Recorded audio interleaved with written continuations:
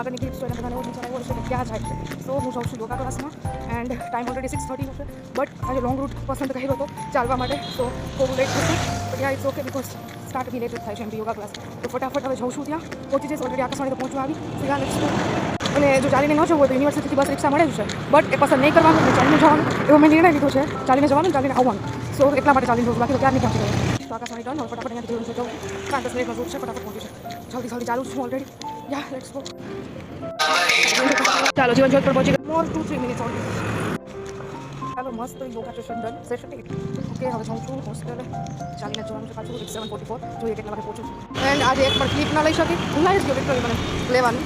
એટલી ઇન્વોલ્વ થઈ ગઈ હતી હું યોગામાં. બટ યાર દેટ્સ ફાઇન. જવું છું, ચાલી છું ને ચાલ કંઈક બનાવું છું. ચલો ઓલમોસ્ટ હોસ્ટેલ પહોંચવા જઈએ. ગંગોત્રી તો પહોંચી. હાશ, નાસ્તા પહેલાં પહોંચી જઈશ. સારું, નાસ્તા પહેલાં પહોંચી જઈશ. અને લેટ થઈ ગયું બિકોઝ 15 મિનિટ આઈ થિંક મંદિરમાં આવી ગઈ. મંદિર આવ્યું હતું રસ્તામાં, મસ્ત ત્યાં દર્શન કરતી આવી. અને બસ હવે જાઉં છું.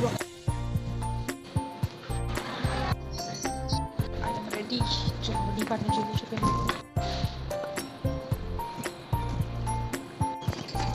Okay, so let me explain કે મેં નાસ્તો કરી, મતલબ હોસ્ટેલ આવી નાસ્તો કરી અને રેડી થવાની વચ્ચે શું કર્યું. તો પહેલાં તો જો નાસ્તામાં ઢોકળા હતા કે જે મને ભાવ્યા નહીં, એટલે પહેલાં રૂમે જઈને મારો ઘરનો નાસ્તો હતો. મમરા એક હતા અને મમરાના લાડવા. પછી મેં બુક રીડ કરી સ્વામી વિવેકાનંદની એન્ડ ધેન પાણીની બોટલ્સ રિફિલ કરવા ગઈ. અને પછી બસ રેડી થઈ અને હવે જાઉં છું NFDDA. આજે લાસ્ટ રેમેડિયલ છે, આજે લાસ્ટ પ્રેક્ટિકલ પણ છે. સો બહુ સ્પેશિયલ ડે છે. સો યા લેટ્સ ગો. મસ્ત સનકિસ્ડ વિડીયો બને છે અને વચ્ચે થોડું ઘણું ડિસ્ટ્રેક્શન તો આવી જ જતું હોય, એટલે થોડી વાર ફોન બી ચલાવ્યો.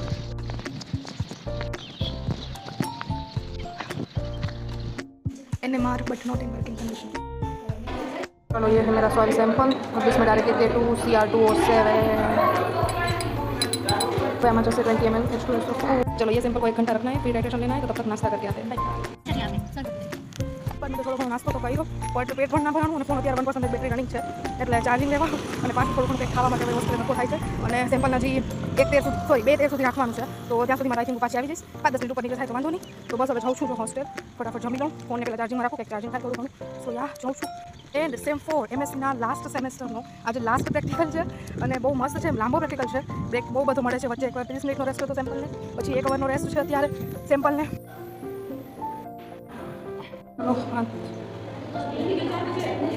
ચલો આનું રાઇટર્સમાં શું FAS આ હવે ઓટોમાં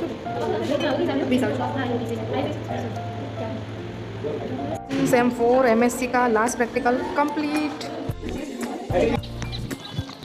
लेक्चर खत्म होते होते हालत ऐसी हो जाती है.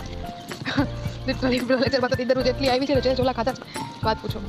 પછી સર નાનો એવો લેક્ચર એમાં તમે ટોપિક આપી દીધો, લેક્ચર પતાવી અને પછી થોડોક એક પ્રેક્ટિકલ લખ્યો અને એક જે પ્રેક્ટિકલ અધૂરો હતો એ પૂરો કર્યો. So yeah that's it about department done.